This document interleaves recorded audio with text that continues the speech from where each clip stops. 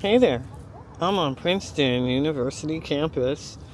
I am here and I have learned today another weekend parking place, which is the theater garage on Theater Road on weekends and on weeknights after I think 4 p.m. You can also park in here. Right? It looks like there's 3 floors and it's on Theater Drive. So where am I going? There's some kind of art tour, rain or shine, and I'm checking it out for a meetup group. We are here, and we are going to start over here by the Circle of Animals sculptor area. And I think this is the residential neighborhoods. So I'm going to check that out today. Let's go see, rain or shine. And I'm just going to do my regular point of view walk. And I probably will stop to look at the beautiful cherry blossoms that I see along the way. And dogwoods. But in this area, I don't know yet. Hair peak. This. Oh, yes. This is where it is. Oh, I would have walked by it if I weren't fascinated by the... Oh. Okay. So I'm going to look, and that's the Dinky restaurant over there. And she says right around this hut is the Wawa. And this is where today's talk starts. I don't know. It did say rain or shine. It's at 2 though, so I gotta move my butt. I'll be back in a minute. Right, so I walked around and I found a ladies' room. It's for women and for men. And this is the Arts Tower building that I was right next to. Yup. So I was gonna take this up and see the different floors. And those are the floors. Not sure. M1. Nope. Let's try the other one. Yeah, it's called Exploring Princeton. I bust in. Yep, I go to school here, can't you tell? Yeah, I just...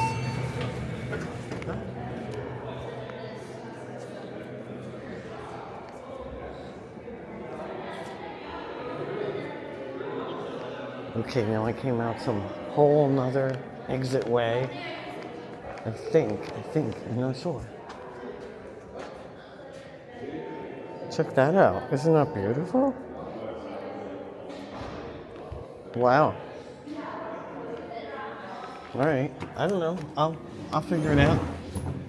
Wallace Dance Building and Theater. I thought it was in the Arts Tower. See?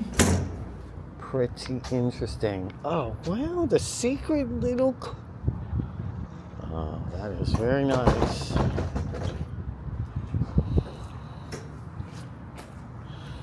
Wow, architecturally, that is... Oh, that'd be great for photography. Photography spot noted. All right, front of building. Very interesting architecture. I somehow deviated from wherever I was initially, but my sense of direction is good. Alright, so somehow I went into that building, the Arts and Tower building, and ended up over there and out there from an elevator of a subterranean level. But hey, there's a bathroom there, duly marked. And it's right near the beginning of this hike. So, Blair Walk, Roth box office, it says. Okay. Now let's head back that way.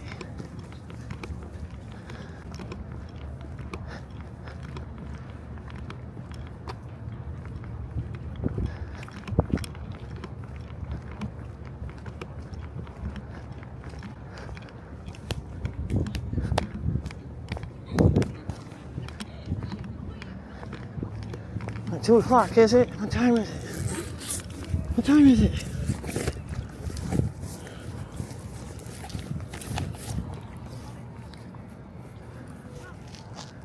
Okay. Oh, yes. Okay. Someone should be here in a bit. Hopefully. We will find out. Till then. So these zodiac heads, they're actually a replica of like another original work that was actually placed in China. The 12 zodiac heads actually belong to the Imperial Garden in Yuan, China. Really? Yes. This is made out of metal. But during like the invasion that happened after Cultural Rebellion, like the Imperial Court. Ai Weiwei's Circle of Animals, also called Zodiac Heads, and it was made in 2011. Ai Weiwei is a Chinese artist, and he's mostly known for his work that addresses these themes of dissidence, but also cultural heritage and free speech, and I think all of those are present here. So these are, they're 12 animal heads, and it's not part of Princeton's permanent collection. They're on a kind of permanent loan right now. It used to be up campus. Hi, are you art tour? Yep. I'm Jane. I'm a tour guide, so I'm starting with our first work, Ai Weiwei's Circle of Animals. And it's from 2011, but it's based on a much earlier set of fountainheads from the Summer Palace outside Beijing in the Qing Dynasty. And those fountainheads were designed by a Jesuit missionary from Italy named Giuseppe Castiglione. But then they were looted from the palace during the Second Opium War in the 1860s by French and British forces. They later made it, only 7 are known to have survived today, and 5 of those 7 have been repatriated. 2 of them, I think it was the Rat and the Rabbit, were owned by the French fashion designer Yves de Saint Laurent, which, fun fact. So 5 have been repatriated, the other 7 have either been lost or not returned. Yeah. I'm sorry, what's repatriated? So they have been returned to China, and I think they're either near or in the Summer Palace now. But so these are copies that Ai Weiwei made of them, and so he sized them up a fair bit, but that's why they also have all open mouths, because they are originally, they're based on these earlier fountainheads. The other change that Ai Weiwei made from the model that he was working off of, from these older ones, is that in the original fountain, I always wondered why they had open mouths. They were he said here, like water came out of them. Decorative spikes, which look to me a little like tree branches, and so I think he's addressing this idea of cultural heritage, because again, 7 survived, but only 5 of those have been returned to China. And so he's asking this idea of what belongs to who, and because they really look like trophies, right? They look like heads on spikes, especially if you're walking by them at night. It's a little creepy. Today you can see there's this really great detail, especially I'm the year of the monkey, and you can see even his teeth and just the little hair. It's very, very beautifully done. And the other thing to note about them is that they're in the order of the zodiac according to the Tao religion. And so now that they're in a circle, if you walk kind of and look from head to head, it's as if a year is passing. So it's always. Are there any questions about this work? Is Ai Weiwei still alive? Yes, he is still alive. Is he still considered yeah, he's I problems? think, yes. I don't think he's returned to China since, because he was detained there for a while in, I think, 2008. I believe in the United States. I'd have to confirm. You mean the artist? Yeah, the artist was still. The artist was young. How big were the originals? The originals, I believe, were about half the size. Most of them have been lost. So I think for about half of them, he was working off kind of sketches or what he thought they would look like. The other half, he was working off the surviving copies. But they're, I think they're doubled in size. I think they're really cool. Yeah, they're pretty I've been cool. watching them for a while. Okay. So the artist is a. Okay, we are walking out of here now.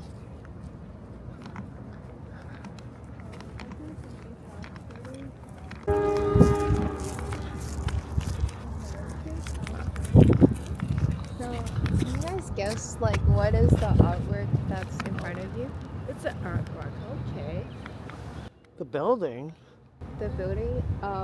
That's not the answer, but I would agree. Block. The Lego block.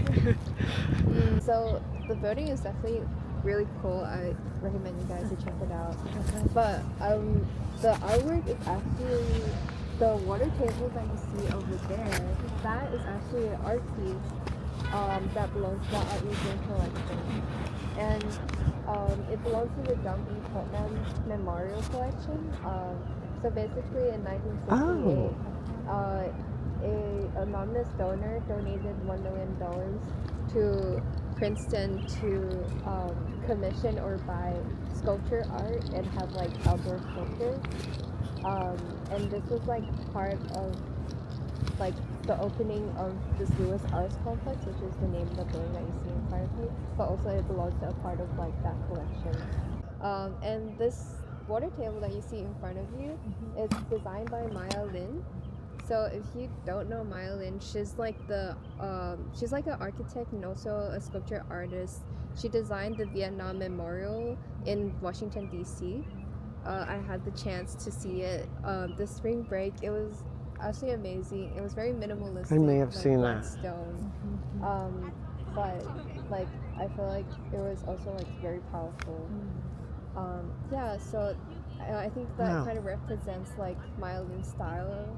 It's like very minimalistic, but also the choose of like material and like shape and form is Should we go very up to it? specific. Yeah, we should walk closer. I'm curious where the water's going and how it's Schools flowing. are also Yeah, that's this, a great observation actually. The poles Prevent cars. like they want to like to like pass through here. So they added that and it actually like works with the original piece. Yeah. Oh, so it actually mainly goes back under it. Yeah, it goes Somehow. under Gravity. some kind of physics. Yeah. Water comes from this The middle, yeah. the middle. There's like a hole in the middle. Wow. That comes out. I'm surprised it's not filled with pennies. I see kids some. like to throw pebbles inside, which Oh, I actually didn't even- plugs the hole Oh. and not great. So they have to clean it regularly.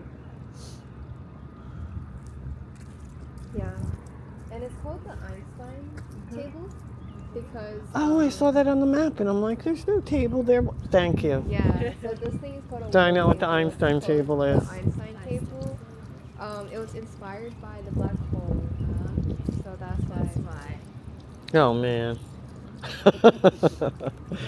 That's crazy.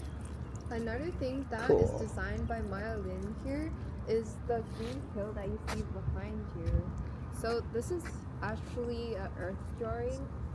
The hill wasn't like naturally formed. They had people like mount up dirt to form like this line that you see. Huh. And it's called, the name of it is called the Princeton line. So Maya Lin created this specifically on site.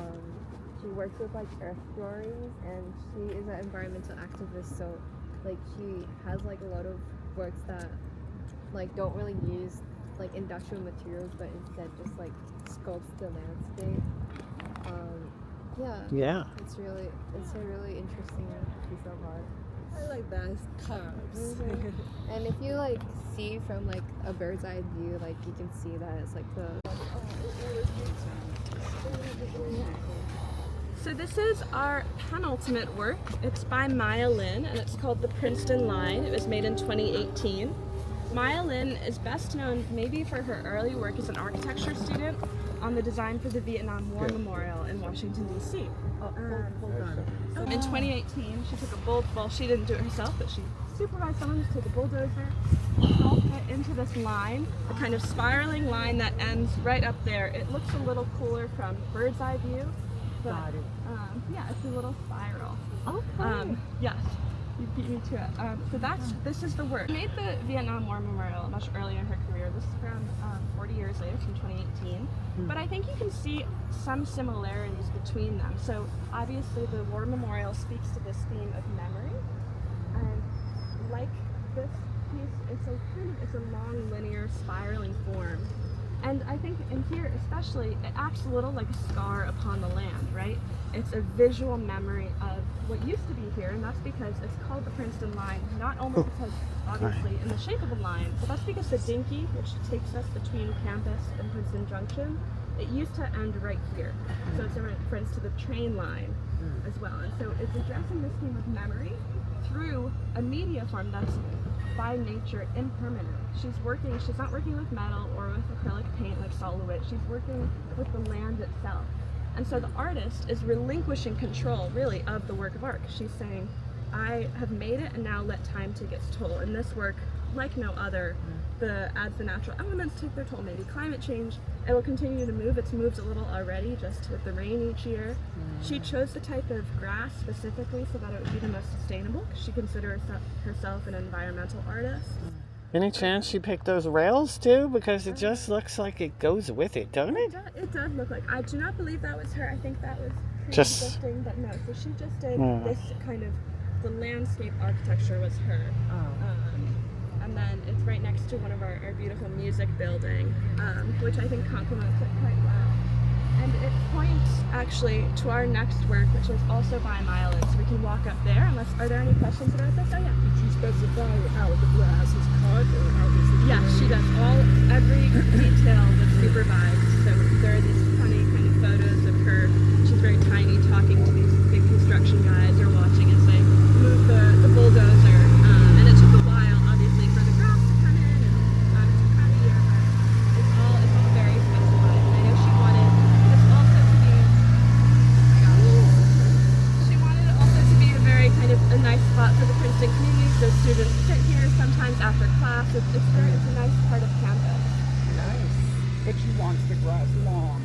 I believe so. Yes, on the line. Yeah, to kind of highlight it. Yeah. So I'm curious, what inspired her to do this? We know the memorial you see is going to be on memorial. And you said that it's also about memory. But what is the memory? I think the memory is of the Princeton, of the old Dinky station. So it's that idea. I think also she was very interested in this point in her career about kind of landscape as a form of art. She's always working with these binaries, so kind of art and environment, land and sculpture, or land and skies. You'll see in the next work she's speaking very much to the earth and the sky. Is that part of it too? The trees? Oh, or that? That mound? Yes, I believe that all of this area, all these kind of different mounds, this is the okay. main part of it, but she did design the rest of it as well, I think. So that as well. Okay. Yeah.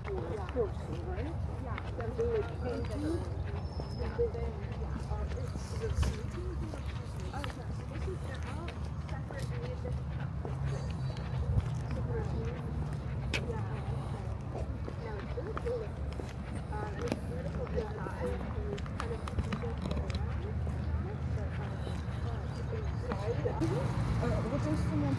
I play the piano. I don't do it much here. Yeah, they have pianos and music stuff. Also by Maya Lin, she made it a year later, and so you can see the Princeton line kind of points to it. That line ends right here, and it's followed by these spheres, which circle around an end of this, which is called Einstein's table. And I was wondering, does anyone have any idea why she'd call it Einstein's table? Black hole. Yes, that's it. So for his theories of black holes, he taught at Princeton for many years in the institute, so we're very proud of him here. But Einstein taught over here? yes, he did. Really? Yeah. He used to live in Princeton. He was a celebrity.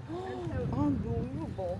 I didn't know that. And he would walk all over the place. Yeah. You can see how the water comes out and then it's pulled under and it returns to the top.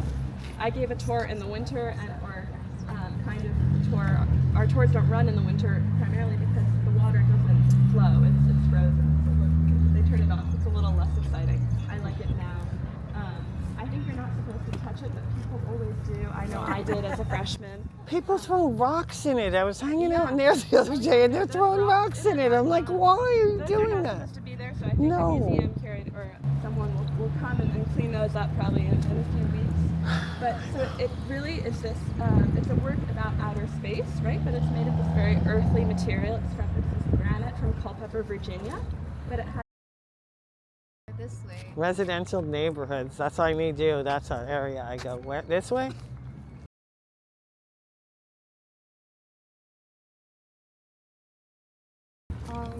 also like the perfect season for magnolias and Dogwoods, I know. This is the best view. This is, what I said, photography, law, and architecture. So cool. they make me happy. Yes, the couple was always so I went to the couple 2 weeks ago, and yes. Oh, next piece. Okay. Oh, okay.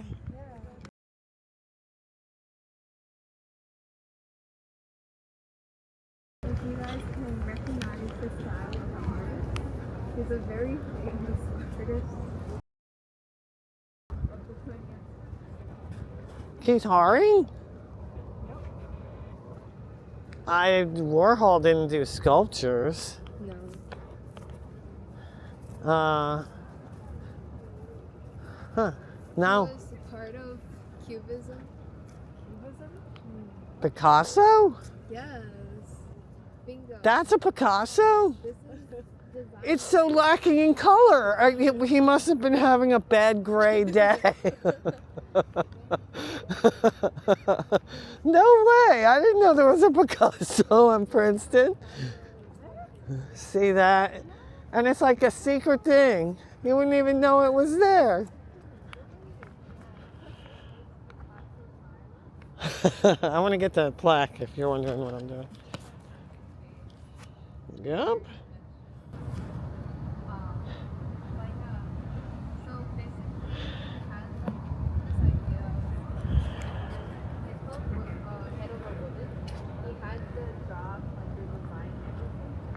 And then he gave it to a Norwegian. So in 1971. Yeah. So he actually didn't receive any like fees for this time. So like he didn't like commission that Well. he gave to Princeton. And it's a part of like the John Putnam Memorial Collection. The artist with the scratch pattern. Okay, that's the tour guide with some other person. This. Wow. I don't know. It's not supposed to be seen on this side. Pretty cool. She said I should look at the back. Oh, wow. Oh my God. That's like gravel.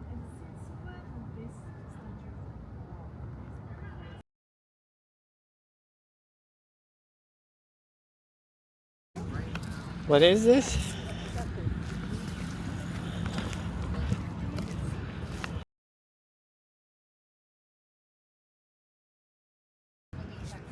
Who? Beverly? Beverly Pepper. Beverly Pepper. Yeah. 1924? Yeah. Wow. And I'm pretty sure it's on loan to Princeton right now. This is on loan? Like somebody brought this here? Yeah. Holy wow. Yeah, and like Oh, that's I don't wild. know if you guys read Greek. The Thetis is actually a Greek goddess, and she's the goddess of the sea. It was inspired by the Greek goddess of the sea. Beverly Peppers, the artist, works with a lot of like sculptures that explores this kind of like circular movement. Yeah, and the material is called corn and steel. Yeah, it's supposed to have like this rusty texture, but it's actually very resilient. You don't really need to maintain it, and like yeah, so it will have this like texture to it, but it's actually like very like robust. And a lot of bridges.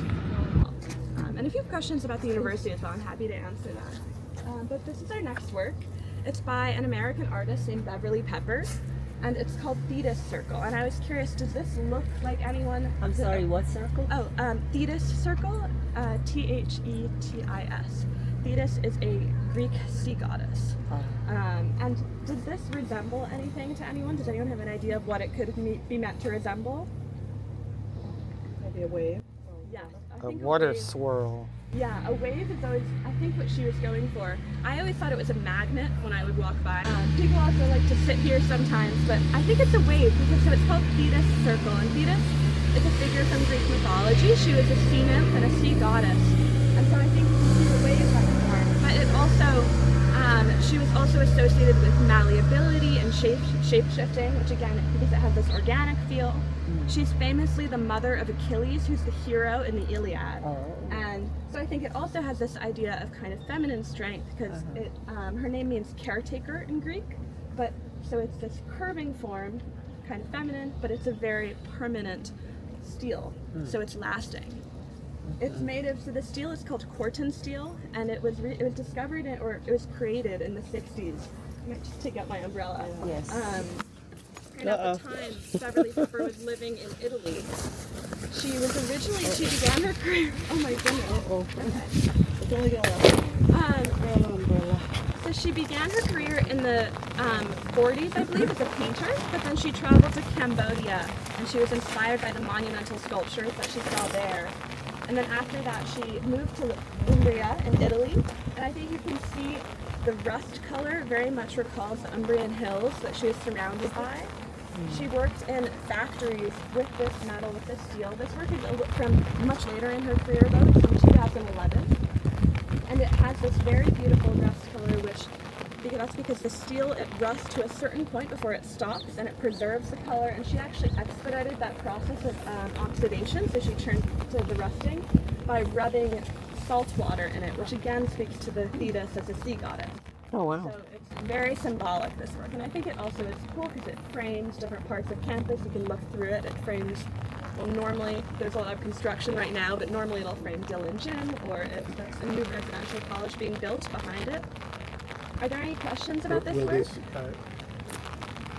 have any more rust, or is this most It of should not have any more rust. According to the steel, the idea is that it stopped rusting. I think the natural elements have taken their toll a little. They do an upkeep work on it a little, I know, but the idea is that it stopped rusting for the most part.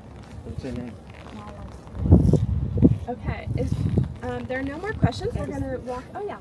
So is this temporary or permanent? This is permanent. Actually, no, it's not. You're right. It's not permanent. I think it's on a very long loan from a private collection, but it's been here almost since it was made. A lot of the works on Princeton's campus are permanent. They're part of something called the John B. Putnam Collection, which was from 1969, and so a lot of the works, none of the ones that I've showed you so far, but the works of campus all belong to Princeton's permanent collection. They are made expressly for Princeton.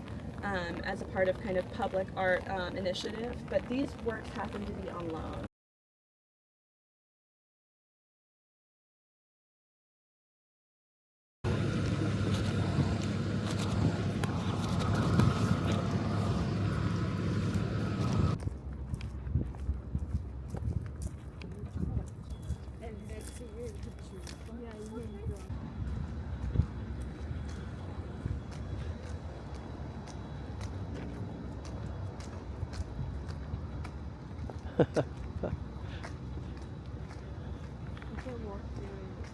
Oh, what a long table. Yeah. Does anyone ever sit here? In the summer, I guess.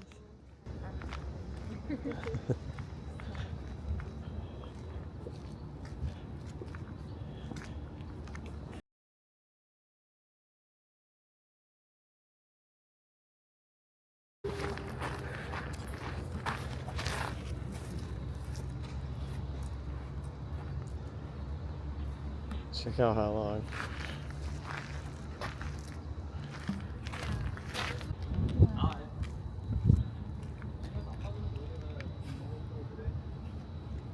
The home we share, forget me not.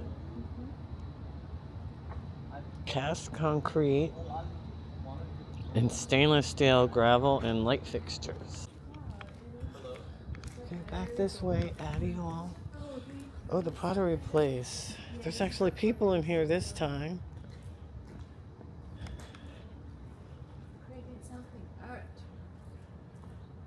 They're spinning pottery.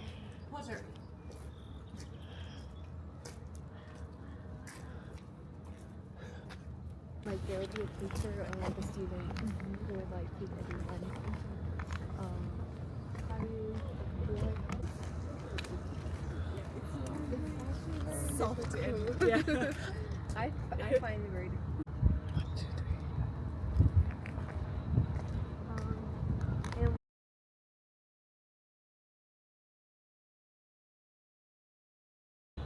It goes all the way more. It crosses the road. yeah, you're good. Fascinating. So we're heading to like our lab.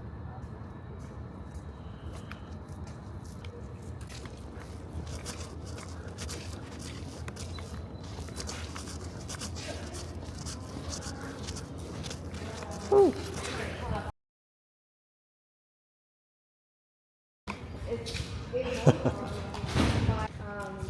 He is Say it again. Soloist.